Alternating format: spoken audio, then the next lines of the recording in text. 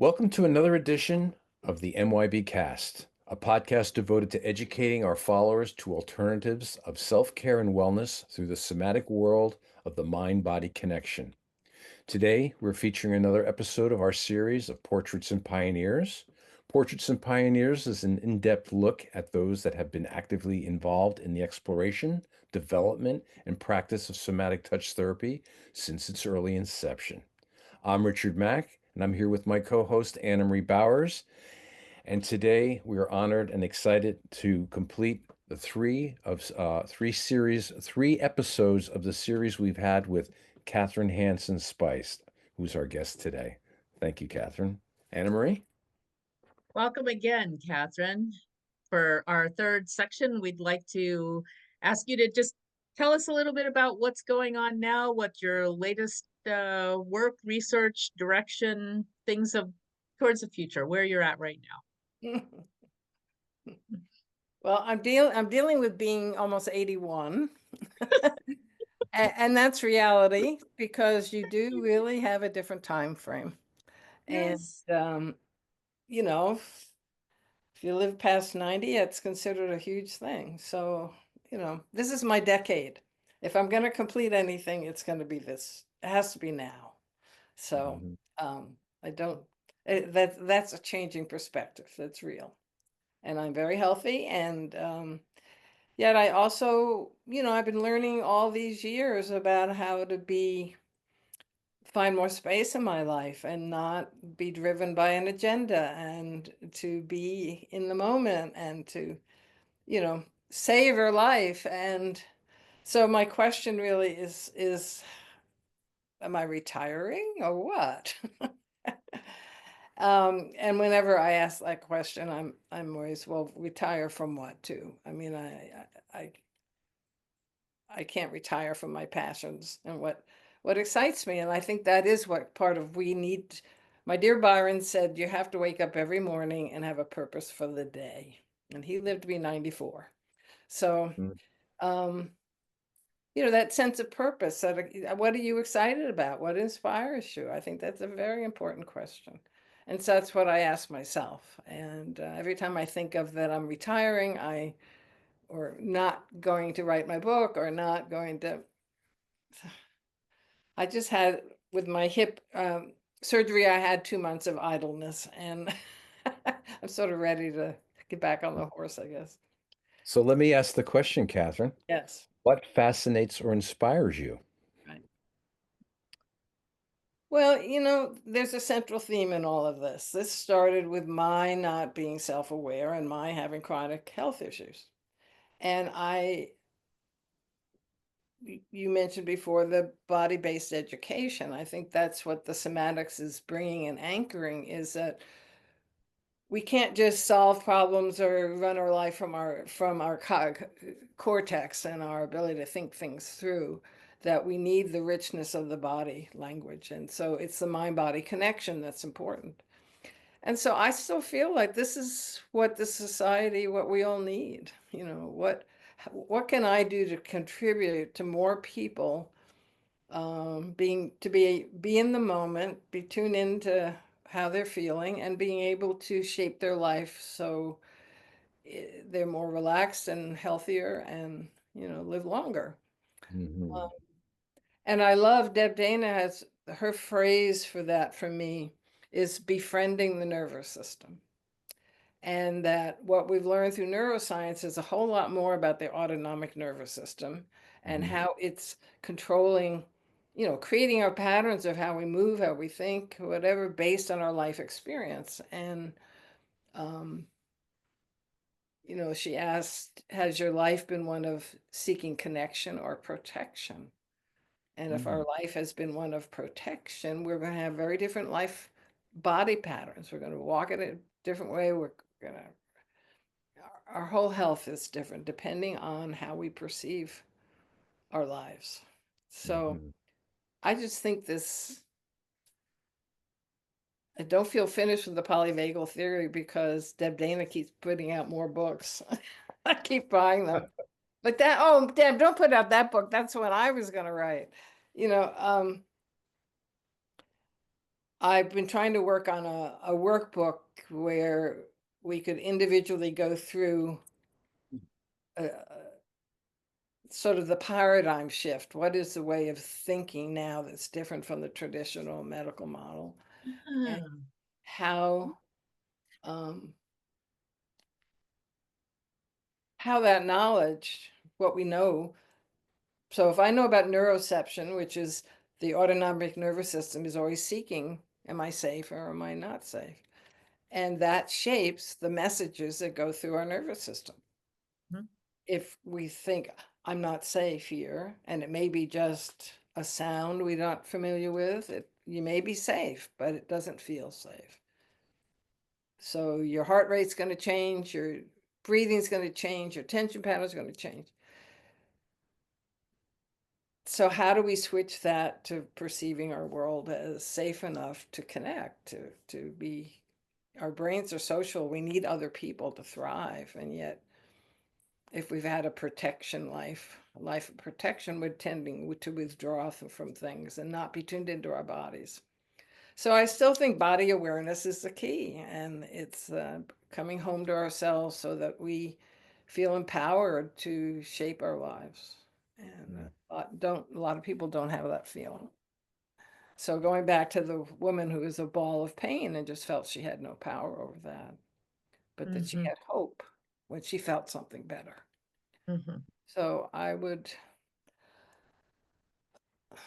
guess I'm wanting to write that great book that would be that tool for Traeger people. And also, I just think it's broader than Traeger. It's everyone needs it.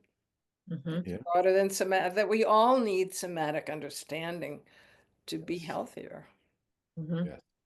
And I think I am lucky to be very healthy at 80, and people are surprised how healthy I am. And I think for me, I'm grateful that in my 30s, I collapsed. I pushed myself so much that I got that lesson so early that I keep learning it. It's another layer of learning it. And I'm grateful too, Richard, as you mentioned, to have a language that I can name what's going on in myself. And it does give you a sense of agency, a sense of connection, that I can do things. If I'm anxious, I don't have to stay there. I can enjoy it and say, oh, I'm anxious. What's that feel like in my body? Oh, I feel tight here, and I can feel this buzz in me.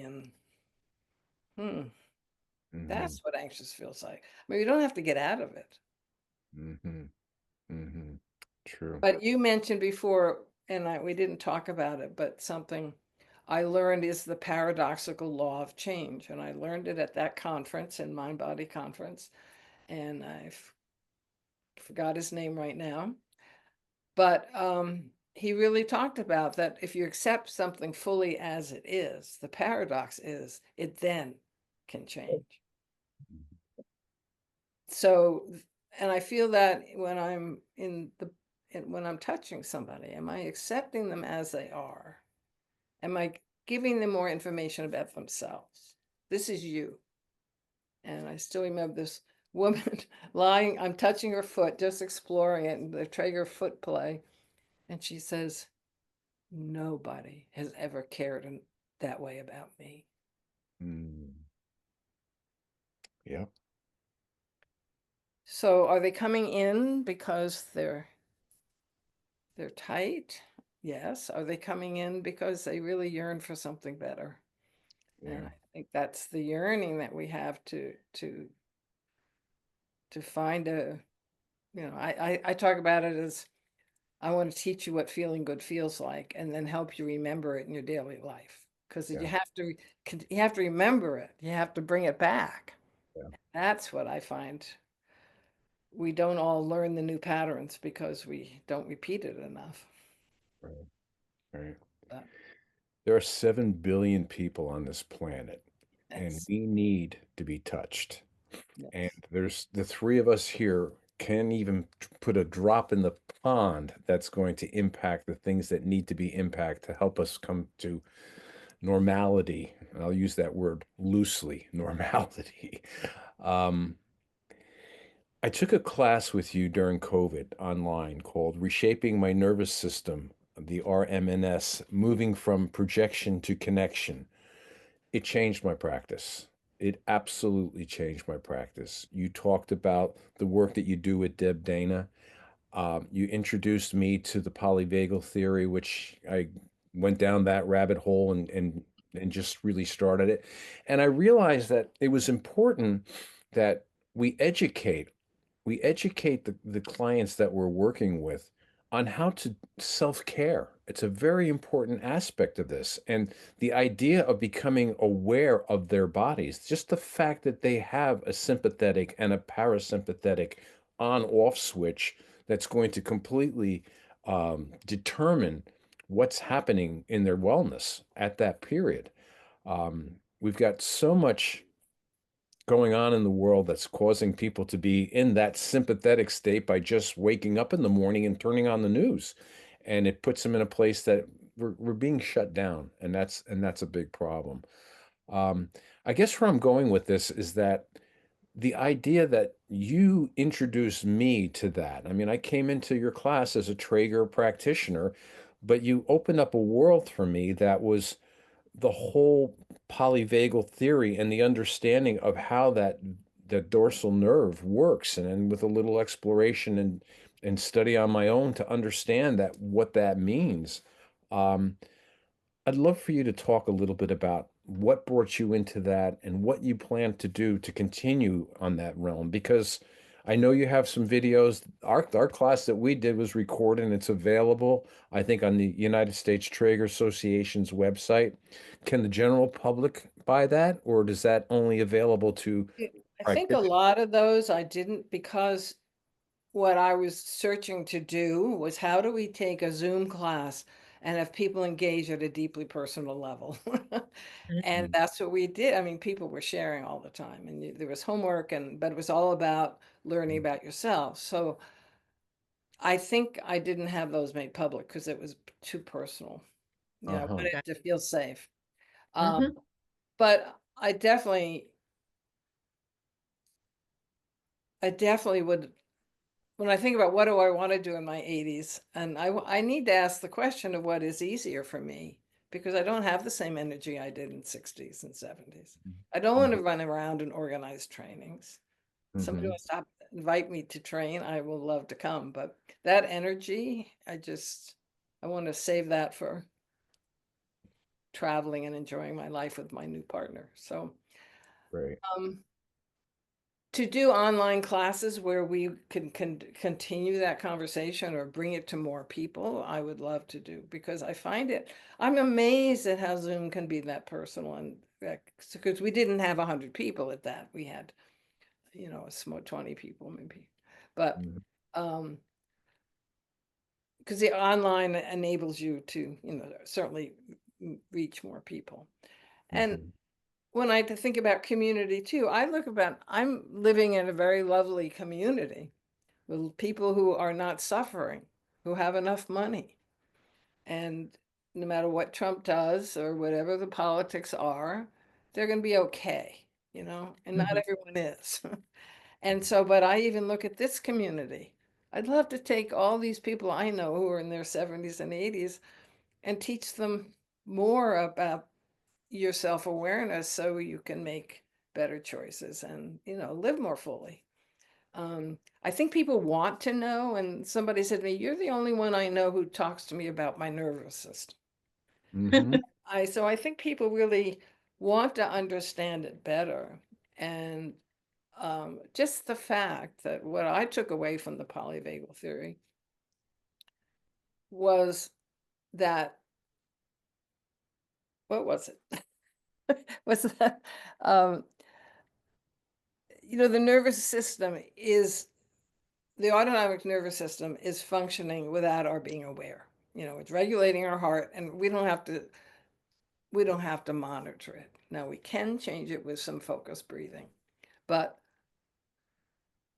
and all this is going on automatically. But the fact that I can change it, if I'm aware of it, I can say, wow, I'm feeling anxious now. I wonder what would help me feel more relaxed. Do I need to have tea with a friend? Do I need to go for a walk by myself? Do I need someone to hold my hand? Do I need a hug?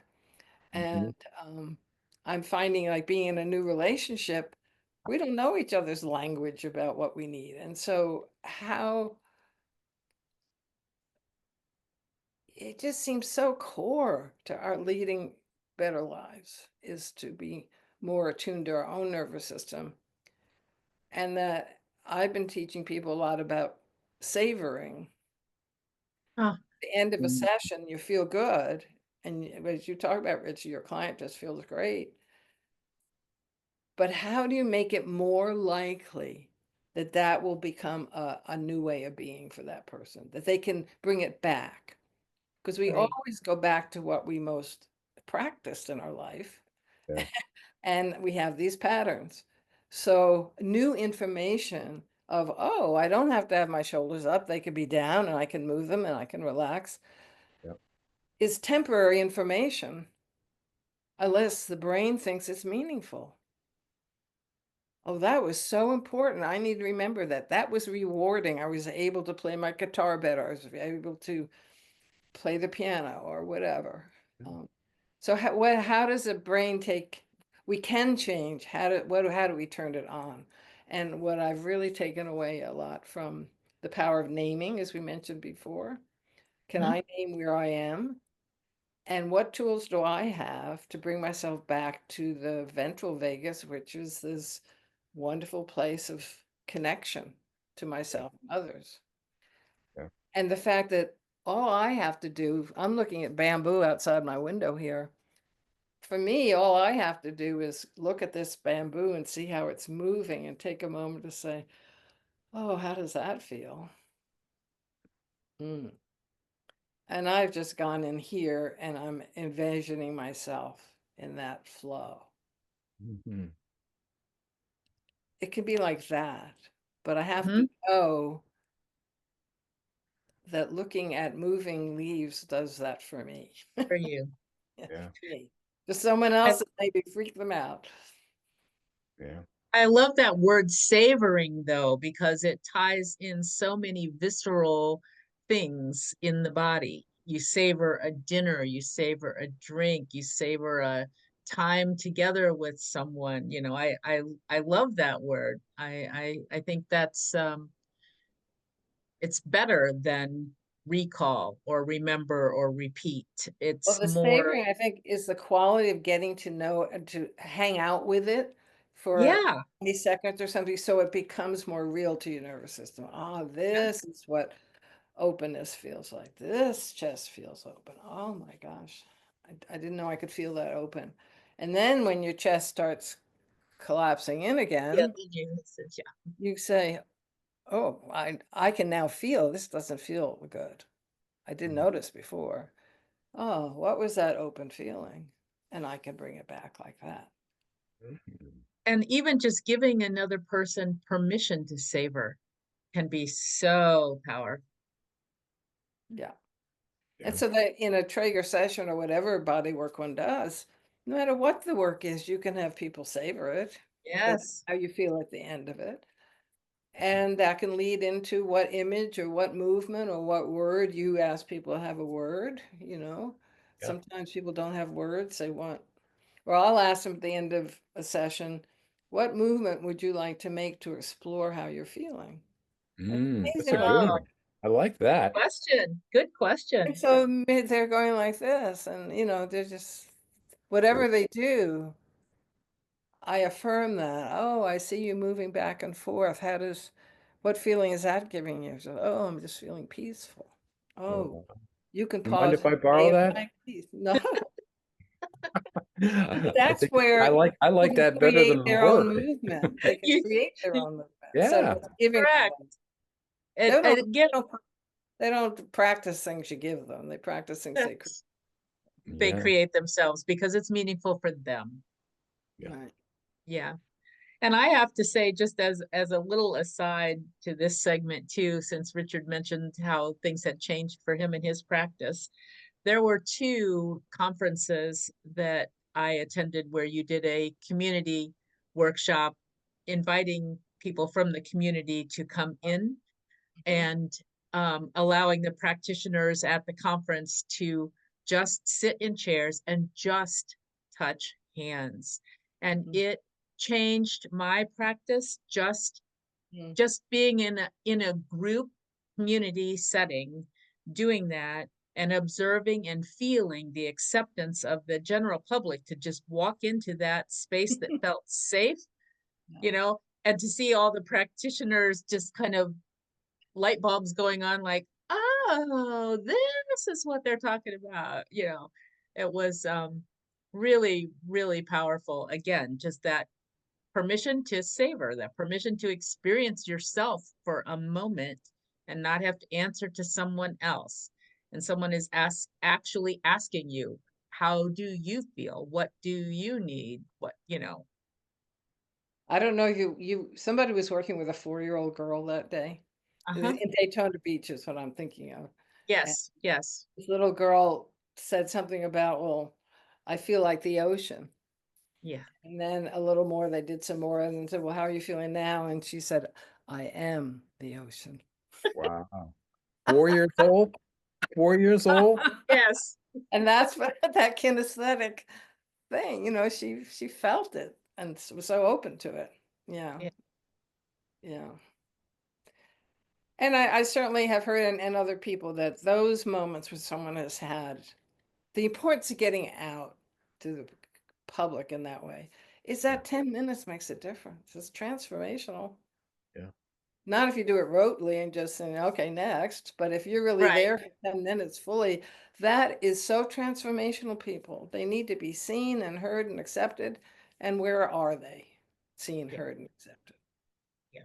So I feel that is something we can offer the world wherever we are, in our homes, in our parties. And, um, I would love to create. So I'm always wanting to go deeper. So if I have people over, I want, I'm thinking, can I get them touching each other? That's beautiful. But That's I beautiful. don't often do that, but But you're from the love generation. I don't know where we went off the tracks back in the 60s, but something happened. I don't know. yeah. So I think I still have this dream that I have something to offer about modeling that for people, or creating. I felt in that class we were able to create a safety for people to be willing to go look at themselves, as practitioners. And I feel this is one of our big challenges is we want Traeger and all other somatics to grow. And how do we really connect people to that and in a personal level? I don't know. It just feels so important that we all need to feel that at a different level. And we can Yeah. share. And Milton said you catch it from somebody else. And that's true. We want to be in community to really reinforce. Well, I have a lot of ideas about that, but it's I We'll guess just have to, I'd like we'll to have to create more schedule another. groups like that. I just feel more groups either in person or online. And Got maybe it. it needs to be Tupperware, you have remember Yes. the Tupperware model? Yes. Yes. Everyone Absolutely. came to your home to hear about the product. And Absolutely. Absolutely. how do we create this chain of more people being touched? And I feel with all the homeless people, wow, what can I set up? The AMTA used to do a whole thing about having people ready to go out to crises in a touch. Yes. Are they still doing that? I don't know. Okay. But that was a model, great model for me to see. And there's a group, Dr. Gordon has this group, Mind Body something, and they go around the world and teach simple tapping or different ways of our belly breathing. You can go out to earthquake victims and teach belly breathing. It makes a difference. Well, I have to say that it's been a wonderful, wonderful experience sharing these 3 episodes with you, Kathryn. They've been quite beautiful. This topic we're talking about now, and I'll bring up a Milton quote: "World peace, one body at a time." We're here to help each other. We are lighthouses in a turbulent storm that there's 7 billion people out there that need to be grounded inside themselves to get themselves to the other side of this, for sure. Yeah.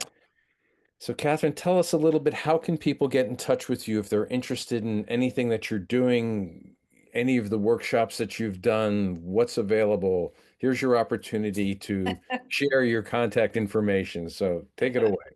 Oh, well, you mean want me to give well, How do you my want people to contact you if they're interested in email is anything? probably, just, Pausability is my favorite one.